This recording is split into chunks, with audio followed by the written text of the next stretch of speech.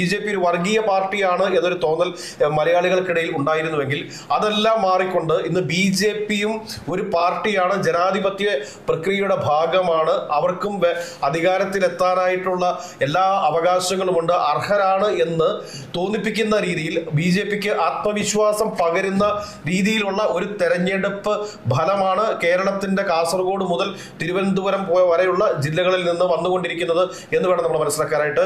കോൺഗ്രസ് പല ജില്ലാ പഞ്ചായത്തുകളിലേക്കും നടത്തിക്കൊണ്ടിരിക്കുന്ന മുന്നേറ്റം, ആ മുന്നേറ്റം അപ്രതീക്ഷിതത്തിന് എന്ന് പറഞ്ഞു കഴിഞ്ഞാൽ ആ വാക്ക് മതിയാവത്തില്ല, അതിനുമൊക്കെ അപ്പുറമാണ്.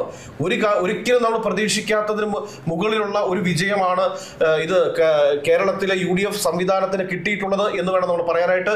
കേരളത്തിലെ UDF സംവിധാനമല്ല, ഇത് കേരളത്തിലെ കോൺഗ്രസിന്റെയും മുസ്ലിം ലീഗിന്റെയും മാത്രം വിജയമാണ് എന്ന് പറയാനാണ് ഞാൻ ആഗ്രഹിക്കുന്നത്. കാരണം VD Satheesan, Ramesh Chennithala, K Muraleedharan, Rajmohan Unnithan, MK Raghavan, T Siddique, അതോടൊപ്പം തന്നെ KS ശബരിനാഥൻ തുടങ്ങിയ ആളുകളുടെ ഒരു വിജയമാണിത്. മറിച്ച് കോൺഗ്രസിനെ കഴിഞ്ഞ 10 വർഷക്കാലം അധികാരത്തിൽ നിന്നും മാറ്റി നിർത്തിയിരുന്ന റീൽസ് കുട്ടപ്പന്മാരുടെ കൈകളിൽ നിന്നും കോൺഗ്രസിനെ മോചിപ്പിക്കാൻ സാധിച്ചു എന്നുള്ളതാണ് കോൺഗ്രസിന്റെ ഈ വിജയത്തിന് പിന്നിൽ എന്ന് തന്നെ നമുക്ക് പറഞ്ഞു വെക്കേണ്ടി വരും. കാരണം ഇതുപോലുള്ളൊരു വിജയം, ഇത്ര മനോഹരമായ ഒരു വിജയം UDF നേതാക്കന്മാർ പോലും പ്രതീക്ഷിച്ചിരുന്നില്ല. UDF കൺവീനർ സ്ഥാനത്തിരുന്നുകൊണ്ട് അടൂർ പ്രകാശ് നടത്തിയിട്ടുള്ള പ്രസ്താവനകൾ UDFനും കോൺഗ്രസിനും ദോഷം ചെയ്യുമെന്ന് പ്രതീക്ഷിച്ചിരുന്നുവെങ്കിലും കേരളത്തിലെ ജനങ്ങൾ ചിന്തിച്ചത് മറ്റൊരു രീതിയിലായിരുന്നു എന്ന് വേണം നമ്മൾ കാണാനായിട്ട്.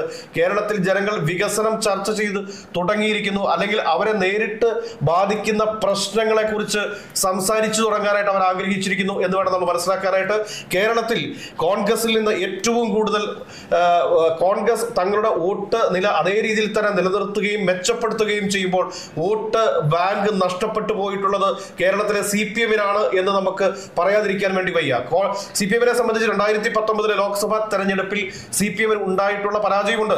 പക്ഷെ ആ പരാജയത്തിൽ നിന്നൊക്കെ തിരിച്ചു കയറി വരാനായിട്ട് CPMന് 2021 സാധിച്ചിട്ടുണ്ട്. CPMനെ സംബന്ധിച്ചിട്ട് CPM വരും ദിവസങ്ങളിലൊക്കെ ഇപ്പോൾ സംഭവിച്ചിരിക്കുന്ന പരാജയത്തിന്റെ കാര്യങ്ങൾ കൃത്യമായിട്ട് വിലയിരുത്തുകയും ഭവന സന്ദർശനങ്ങൾ ആരംഭിക്കുകയും ഒക്കെ ചെയ്യും എന്ന കാര്യത്തിലൊന്നും ആർക്കും തർക്കമൊന്നും വേണ്ട. കാരണം എന്താ വെച്ചാൽ CPMന്റെ ഒരു സംഘടനാ സംവിധാനം എന്ന് പറയുന്നത് അങ്ങനെ തന്നെയാണ്.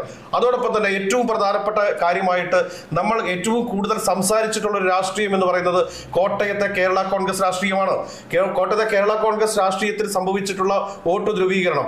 ഇപ്പോൾ ജോസ് കെ മാണിയെ സംബന്ധിച്ച് പറയുകയാണെങ്കിൽ പാലാ നഗരസഭ അദ്ദേഹത്തിന് നഷ്ടപ്പെട്ടിരിക്കുന്നു. അദ്ദേഹത്തിന് ആ നഗരസഭ നഷ്ടപ്പെട്ടിട്ടുണ്ടെങ്കിലും അദ്ദേഹത്തിന്റെ സീറ്റുകൾ നിലനിർത്തി മുൻപോട്ട് പോകുവാനായിട്ട് സാധിച്ചിട്ടുണ്ട്. അപ്പോഴും CPM മനസ്സിലാക്കേണ്ട ഒരു ഏറ്റവും പ്രധാനപ്പെട്ട ഒരു കാര്യമുണ്ട്. പാലാ നഗരസഭ ഉൾപ്പെടെയുള്ള നഗരസഭകൾ, ജില്ലാ പഞ്ചായത്ത് ഡിവിഷനുകൾ LDFന് നഷ്ടപ്പെടുന്നുണ്ടെങ്കിൽ അതിന്റെ ഏറ്റവും പ്രധാനപ്പെട്ട കാരണം എന്ന് പറയുന്നത്